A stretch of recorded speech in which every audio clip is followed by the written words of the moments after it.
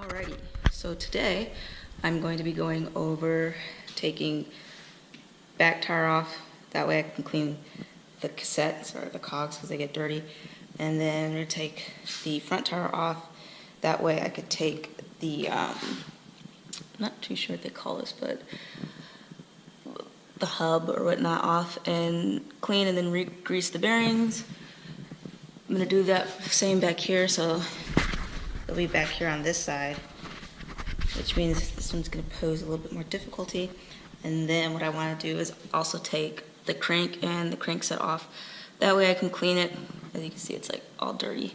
And then clean and re-grease the bearings in here. So before I get started, what I'm going to do is go ahead and get the chain into the lowest gear or the smallest cog here. That way I'll make the back tire come off easier. And then I'm going to take the bike off and actually flip it upside down. It's a lot easier. I actually YouTubed it because I was having a hard time putting the back tire back on another one of my bikes. So that you guys know, this is actually going to be, my first time doing any type of bike maintenance.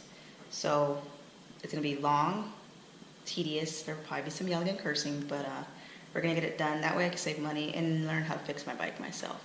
So stay tuned, and we will get done with the disassembling, which will be part 1, and part 2 will be the greasing and cleaning, and then part 3 will be putting everything back together. All right.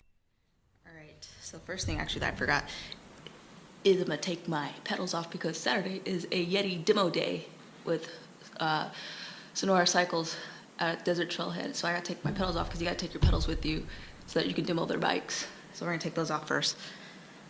And anyways, they're really dirty, so I can take these and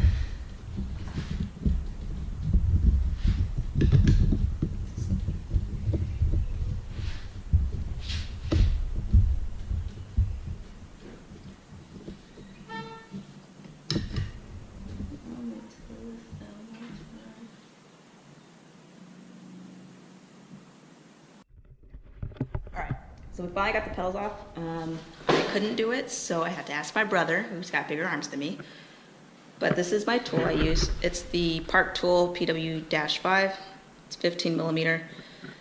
Pretty much, you just come here. If it's the left pedal, you go clockwise. Right pedal, you go counterclockwise. And the reason why it was so hard is because, well, I think when I put these on, I didn't put any grease. So make sure you put grease on when you reassemble them.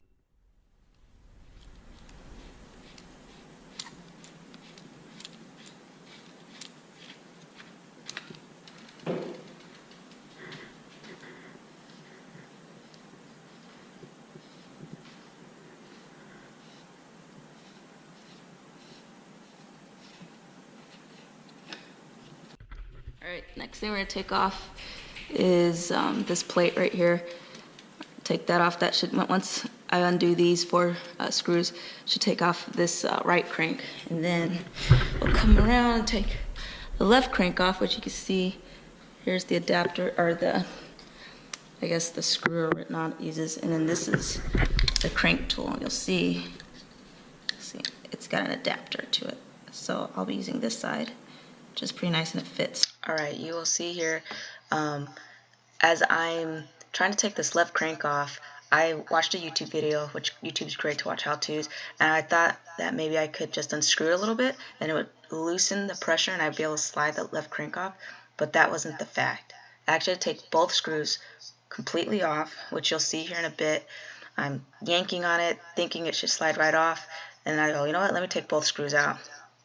So I take both screws out, and literally when I do that, oh, right here there's a washer, so make sure you don't lose that washer. But once I take both screws out, the left crank literally slides right off. So both screws will have to come out for the left crank, and the crank will slide literally right off. And then don't lose your screws or that little washer. If you lose the washer, I'm pretty sure you can pick one up at the bike store or your local Lowe's. And you can see here that there's a little, looks like a little plastic or maybe a thin metal that's in between. It's kind of like a flange or a little sponge. And you can see here the crank is really dirty from all the dirt and grime I've picked up. So you're going to want to take that off and check it on a regular basis depending on where you're at, the conditions, because the dirt will wear down and cause damage over time. So I hope you enjoy this little DIY of bike maintenance 101 or a tune-up. Continue watching and watch towards the end to see my little dogs. All right, thank you. All right, getting these loose. They're actually coming out really easy.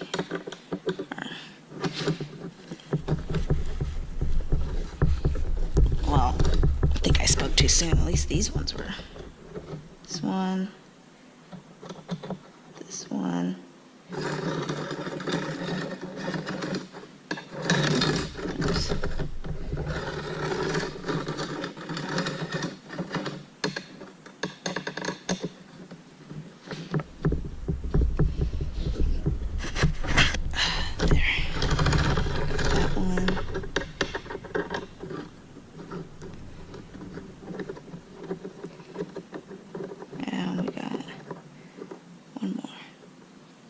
This one.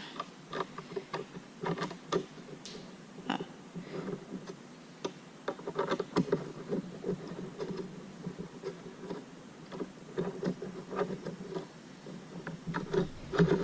Let's see.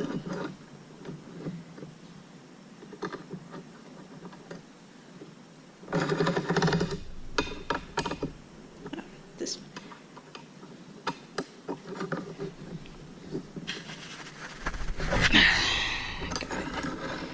Got it.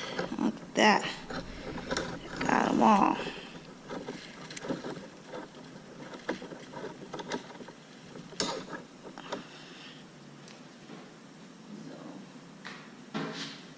Bring my makeshift seat up in here and loosen all these.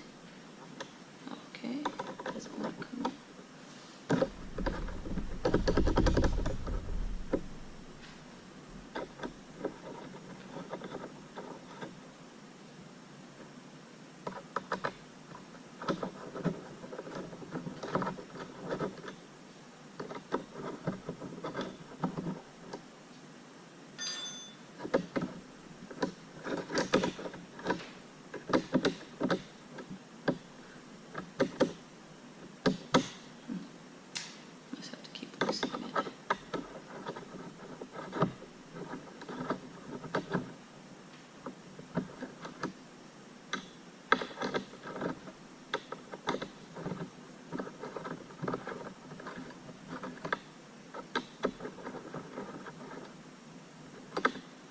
Magnet.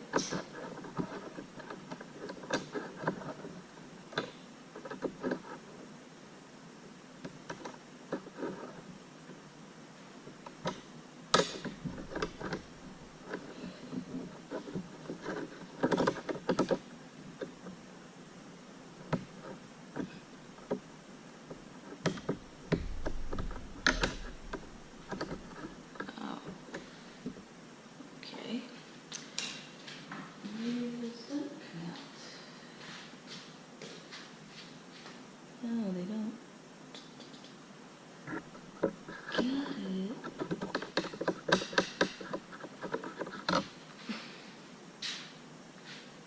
Alright. Well, they become loose, but it looks like they may not come out. So I'll have to do some research on these to see what these are. But when I loosened them, it loosened the chain ring, I guess.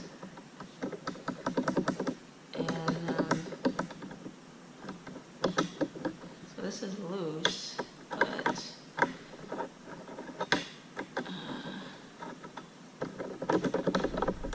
thought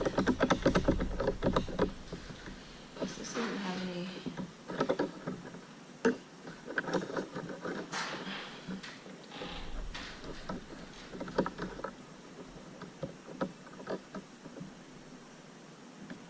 Oh, you know what?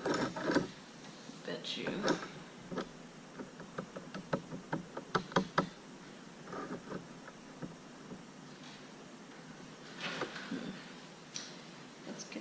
Flathead screwdriver because you can feel something back there.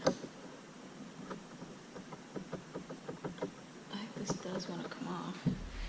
It should come off so that if you ever want to change your ring out, so maybe to tune it.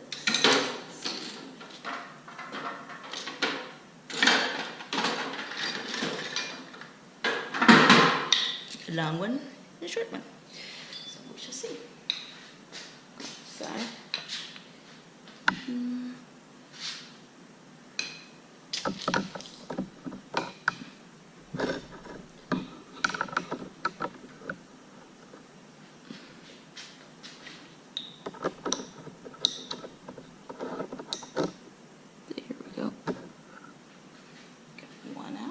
So that's helped, got one out. Let's try the next one.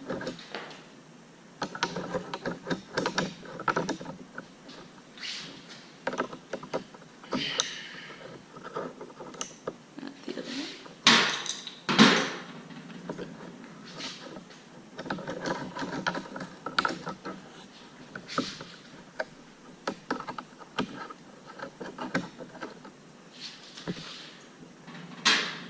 And the last one, oh.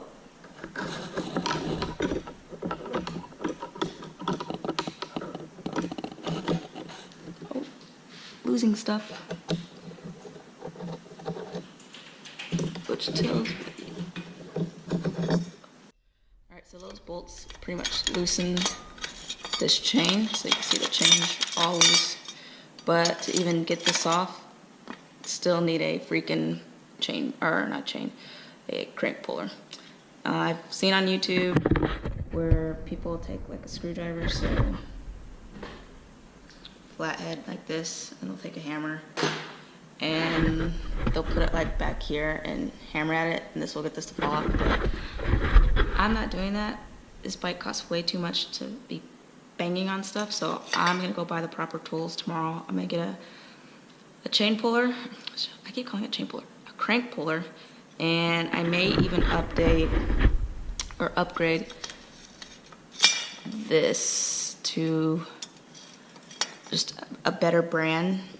I saw at Performance Bike they had race face, so we'll see. It's not really that heavy, so it's not like I'll be saving any weight, but I can get one that looks cooler. So the only thing is, I don't know if they'll have one this size. I feel like the ones that I saw at Performance Bikes are for if you want to upgrade and go to 1x11 or 1x12. I'm not sure if I've seen a 1x10, but pretty much you have one cog or whatever you want to call this up front, on gear up front, and then like 5 billion cogs in the back, which gives you a multitude of gears that you can use. Some people like it, some people don't. You may or may not save weight, but it really just depends on what you're wanting, what you want on your bike. So right now the 2x, I think mine is a 2x10 or 2x11. I don't mind it. I don't mind it. So the better I get, and if I end up upgrading to a 1x11, I'll do that, and I'll probably go with some SRAM components. Just because I like SRAM, and they had some pretty cool colors and decals with theirs. So I'll probably do that. But other than that, the bike is man, the screen. The bike is pretty much disassembled to where I was gonna get it to. So back tire's off, front tire's off, left crank arm is off. Just gotta get a crank puller, and that will come off so I can re-grease the bearings. I may even take this off, just put some grease in it, and pedals are off. So I'll be doing that, and then checking the brake pads and the tension on the brakes, and or the cable brakes. And that should do it for this. So all in all, I'll probably be saving about 50, 40 bucks. Actually, probably more than that, because if I needed the parts from a bike store, they charge you labor. So stay tuned for part 2, and I'll catch you guys later. Bye. And Cameo says bye. Say bye, girl. Cameo. Hey. And the little dog detective here, who likes to sniff everything, says hello. Hey. They're gonna be my little garage dogs. Aren't you my garage dog?